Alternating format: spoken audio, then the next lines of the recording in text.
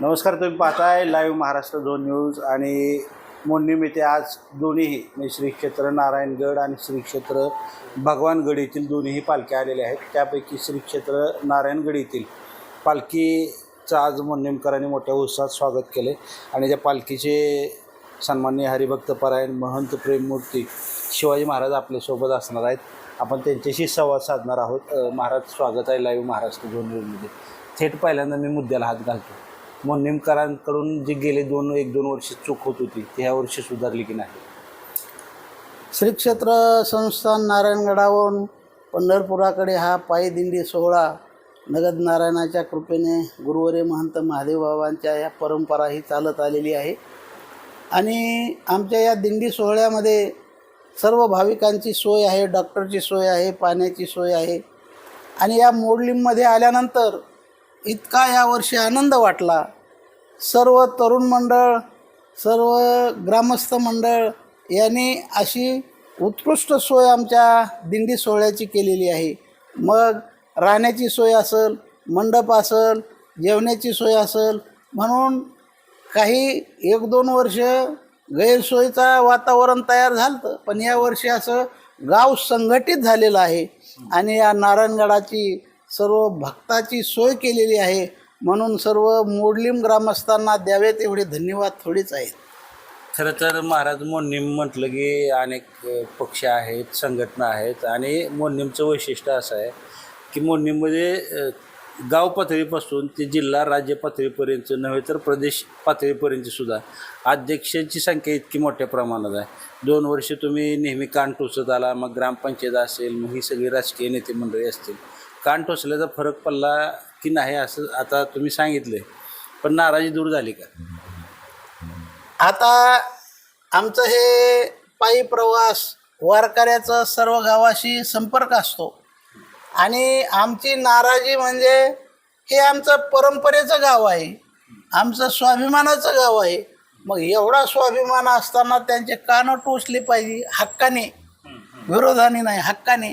मग अनेक गावामध्ये अनेक पक्ष असतात, परंतु सर्व पक्ष एकत्रित होतात. ही भक्तीची ताकद आहे. प्रत्येक गावातच असतात, परंतु या दिंडी सोहळ्यामध्ये सर्व पक्ष एकत्रित होतात आणि एकत्रित होऊन तनाने धनाने मनाने कायाने वाचेने सेवा करतात. मोडलीम ग्रामस्थांनी याही वर्षी आणि 2 वर्षापासून सुंदर अशी सोय या दिंडी सोहळ्याची केलेली आहे. म्हणून त्यांना द्यावेत एवढे धन्यवाद. भगवंताकडे हे साकडं आहे. आमचा शेतकरी वर्ग प्रतिकूल वातावरण आहे आणि लवकरात लवकर पाऊस पडू द्या आणि आमचा शेतकरी वर्ग सुखी होऊ द्या, हे आमचं भगवंताकडे हे साकडं राहील. 10-11 दिवसापासूनचा हा प्रवास असतो वारीचा. पंढरीच्या पांडुरंगाची दर्शनाची आस लागलेली असते आणि यावर्षी नेमकं उलटं होतं. म्हणजे दरवर्षी वारकरी जो आहे तो पावसात चिंब भिजत पंढरीच्या पांडुरंगाकडे निघत असतो. यावर्षी पावसाचं प्रमाण कमी आहे आणि मग यामुळं वारकऱ्यांची संख्या वाढली की काय? नेमकं संख्या वाढायला नियमाप्रमाणे जे असतात वारकरी ते येतातच, परंतु यावर्षी कामं संपून गेलेली आहेत, पाऊस कमी आहे. मग चला इथं राहून तरी काय करायचं, चला भगवंताच्या दर्शनासाठी.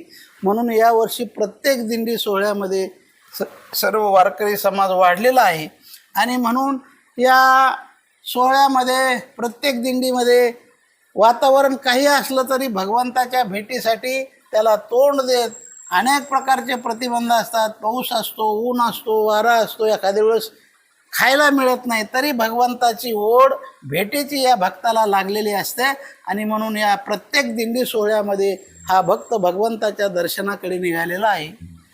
आता खरं तर यावर्षी किंवा मागच्या 2-3 वर्षापासून थोडासा वारीचा ट्रेंड बदलतो आहे. अनेक वर्षाची तुमची परंपरा आहे. यावर्षी जास्त करून आता तरुणाई, यंग जनरेशन वारीमध्ये दाखल होतं आहे. कसं बघता याच्याकडे? या ठिकाणी आता ही भक्तीची ताकद आहे. यंग तरुण मंडळ यावर्षी नक्कीच जास्त प्रमाणात वाढलेलं आहे. याचं कारण गावाकडे आमच्या पावसाचं प्रमाण कमी आहे, पेरण्या झालेल्या आहेत, कामं नाही, म्हणून त्यांना का भक्ती करू वाटत नाही का? आज आम्ही तर असं म्हणतो, म्हाताऱ्यापेक्षा तरुणाने या भक्तीत उतरावं आणि या दिंडी सोहळ्यामध्ये सहभागी व्हावं. म्हणून याही वर्षी प्रत्येक दिंडीमध्ये तरुण वर्ग जास्त आहे आणि भावनेने भगवंताच्या भेटीसाठी चाललेला आहे. तरुणांचे आता वेगवेगळे ट्रेंड आहेत किंवा व्याख्या आहेत किंवा तरुणांना नावं ठेवलं जातं आहे. पण आता तरुण वारीसारख्या या धार्मिक ह्याच्यामध्ये सुद्धा सहभागी होत आहेत. आणि मी आज बऱ्याच जणांच्या म्हणजे नारायणगड असेल किंवा भगवानगड असेल अनेक तरुण तरुणी यामध्ये सहभागी झाल्या. मी त्यांच्याशी संवाद साधला आहे. अतिशय छान पद्धतीनं त्यांनी पंढरीचे पांडुरंग असेल किंवा भगवान बाबा असतील, नारायणगडांचे महंत असतील, बाबा असतील, त्यांच्याबद्दल आदरयुक्त भावना त्यांनी व्यक्त केलेल्या आहेत. आता एका पिढीकडून दुसऱ्या पिढीकडे जो हा प्रवास सुरू आहे धार्मिकतेचा, कसा वाटतो? या ठिकाणी ही भगवान बाबा, वामन भाऊ बाबा, नगद नारायण बाबाची ही परंपरा अनादी परंपरा आहे. आणि म्हणून या पंढरीच्या वाटेला लागला तरुण कुणी असो, त्याच्या डोक्यातलं जे काहूर असतं, त्याच्या डोक्यातला जो भेदात्मक बुद्धी असते ती नक्कीच दूर होते आणि भावनेने तो भगवंताकडे चाललेला असतो. त्याच्या डोक्यामध्ये बाकी काही नसतं. गावाकडे गेल्यानंतर काय असेल ते असेल, परंतु या पंढरीच्या वाटेला लागल्यानंतर त्याच्या अंतःकरणामध्ये नक्कीच सात्विकपणा निर्माण होतो आणि भगवंत प्राप्तीची ओढ लागलेली असते. पंढरीच्या पांडुरंगाकडे काय साकडा असेल? भगवंताकडे हे साकडं आहे. विराट असा समाज भगवंताच्या भेटीला चाललेला आहे. परंतु आमचं नारायणगडातर्फे भगवंताला हे साकडं आहे आणि प्रत्येक दिंडीतर्फे साकडं आहे की आमचा हा शेतकरी वर्ग सुखी समृद्धी अनुकूल परिस्थितीने नांदावा, लवकरात लवकर पाऊस पडावा आणि आमच्या शेतकरी वर्गाला सुख शांती समाधान प्राप्त हो, हे आमचं भगवंताकडे साकडं आहे. खरं तर महाराज मंडळींना राजकीय प्रश्न विचारून येत, पण आत्ताची जी सध्याची परिस्थिती दिल्लीत सुरू आहे जंतर मंतरवरती, तरुणांच्या मागण्या आहेत. आता त्याच्यावरती लाठीचार्ज झाला आहे किंवा ते काही नेट पेपरफुटी सगळी प्रकरण असेल, त्याच्याकडे तुम्ही कसं बघता? आम्हाला काही त्यातले ज्ञान नाही, परंतु समाजाच्या बातम्याने आम्हाला सुद्धा ऐकायला भेटतं, कळतंय काय वातावरण चाललेलं आहे. म्हणून ज्या मालकाला भारत देश सांभाळायचा आहे त्याने सुद्धा त्याकडे चांगल्या दृष्टीनंच पाहावं आणि समाजाचं वातावरण स्थिर करावं, शांत करावं आणि मुलावर जे संस्कार आहेत, मुलावर जी पकड आहे त्यांना समाधानी करावं, हे आमचं पाहण्याचा दृष्टिकोन आहे.